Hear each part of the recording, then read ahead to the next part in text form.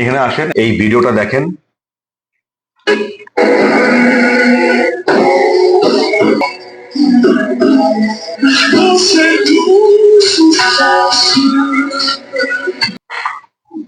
Video দেখে কি বুঝছেন?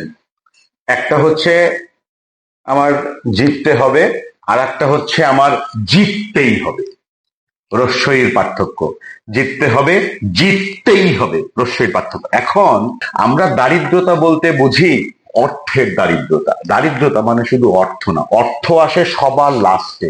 প্রথমে হচ্ছে চিন্তার দারিদ্রতা, দক্ষতার দারিদ্রতা, জ্ঞানের দারিদ্রতা, সিদ্ধান্ত নেবার দারিদ্রতা, দল পরিচালনা করার দারিদ্রতা, মানসিকতার দারিদ্রতা।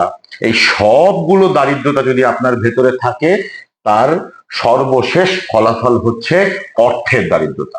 ধরেন একজন মানুষের অনেক শিক্ষা আছে, কিন্তু দেখবেন সে উঠতে পারছে না, সে কোথাও নাই।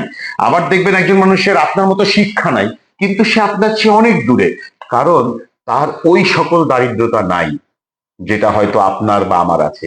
কি? আবার বলি, চিন্তার দারিদ্রতা, জ্ঞানের দারিদ্রতা, দক্ষতার দারিদ্রতা, সিদ্ধান্ত নেবার দারিদ্রতা, দল পরিচালনা করার দারিদ্রতা। এই সবগুলো দারিদ্রতা যদি আপনার মধ্যে একসঙ্গে থাকে, তাহলে আপনি অর্থের দারিদ্রতায় পড়বেননি, ওই অবাসী রস্যইকার। সেজন্য আপনার মানসিকতা আর ডিসিপ্লিন খুব গুরুত্বপূর্ণ। আজকে থেকে আগামী 90 দিন আপনারা ভোর 5টায় ওঠেন, একদিনও মিস করতে পারবেন না। 90 দিন টানা ভোর 5টায় উঠবেন, আর তাড়াতাড়ি ঘুমাইতে তো আপনি বাধ্যই থাকবেন ভোর 5টায় উঠলে।